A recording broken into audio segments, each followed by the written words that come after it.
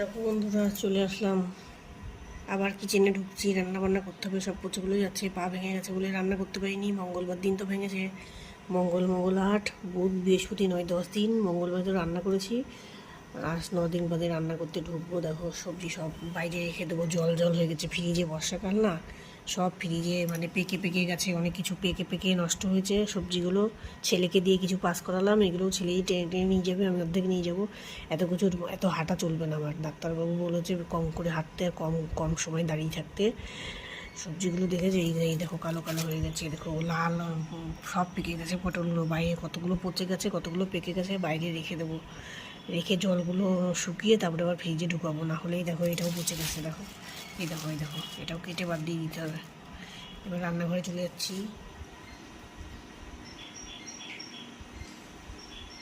দেখো বন্ধুরা, এই দেখো আলু পচে গেছে, আর সব দেখো গাছ বেরিয়ে গেছে আলুতে। সবজিগুলো সব বাইরে এসছে। এই দেখো এটা কি অবস্থা, দেখেছো? এটা কি অবস্থা চালগুলোটার। আর দেখো আমাদের বাড়ির কচু, আমার ননদকে দিয়ে দিয়েছি, সব একটুখানি রেখেছি, ওর বাবা দিয়ে খাই।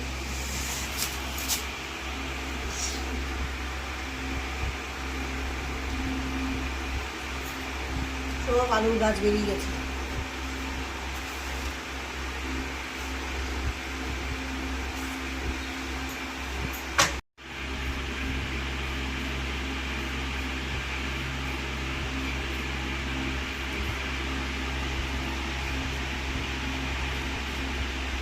সবজি কাটছি, এ দেখো পাটা পেকিয়ে নিয়েছি। পাটা এদিকে রেখেছি, পাটা আমি ওইদিকে দিতে পারছি না, পা ব্যথা লাগবে। বটির উপরে জোর পাচ্ছি না এভাবে কাটতে।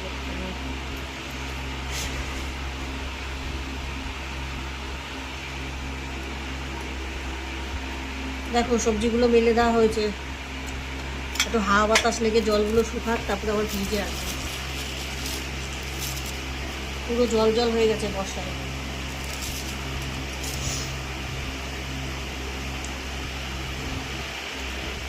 এগুলো জল সব শুকাবে, তারপরে আমি ফ্রিজে ঢুকাবো।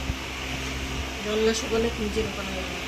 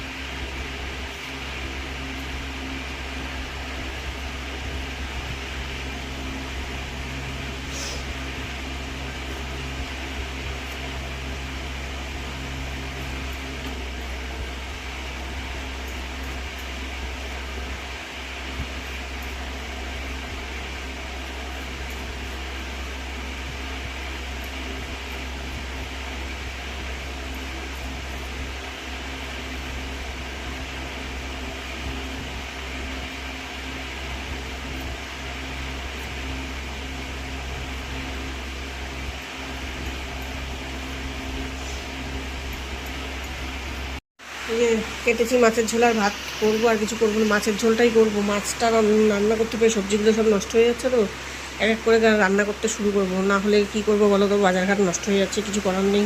একা হলে যা হয় আর কি। গ্যাসের দেখে কড়াইটা বসিয়ে দিয়েছি, গরম হয়ে মাছটা ধুয়ে নিয়ে মাছটা রান্না করবো।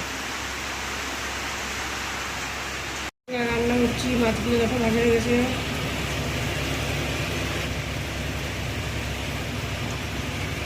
মশলাটা কষিয়ে এবার জল দেবো। মাছের ঝোল আর ভাত এই হচ্ছে। ভাবছি ওল ভাতে দেবো, একটু ওল সিদ্ধ দেবো। ভাতে দেবো না, ওল প্রেশারে দেবো, নাকি দিলে ভাতের কালার নষ্ট হয়ে যাবে। আজকে 9 দিন বাদে রান্না করছি। পা ভাঙা নিয়ে দেখো, আঙুল ভাঙা নিয়ে দাঁড়িয়ে দিয়ে ডাক্তারবাবু বলেছে আমাকে একদম বেশিক্ষণ দাঁড়িয়ে থাকতে, না দাঁড়ালে পরে পা ফুলে যাবে। এই এক পা দেখালাম, আর পা দেখিয়ে দিই। এক পা দেখাতে নেই বলে আর এক পা দেখালাম।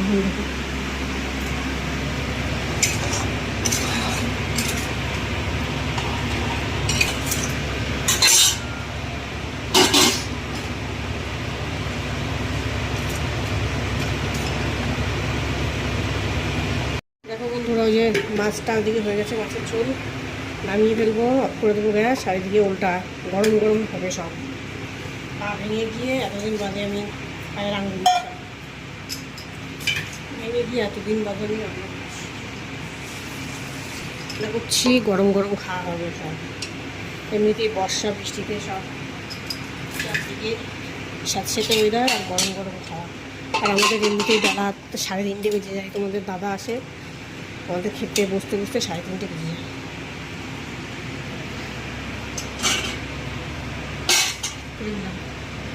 স্টপ করে দিলাম, ও গাড়িটা বসিয়ে দেবো।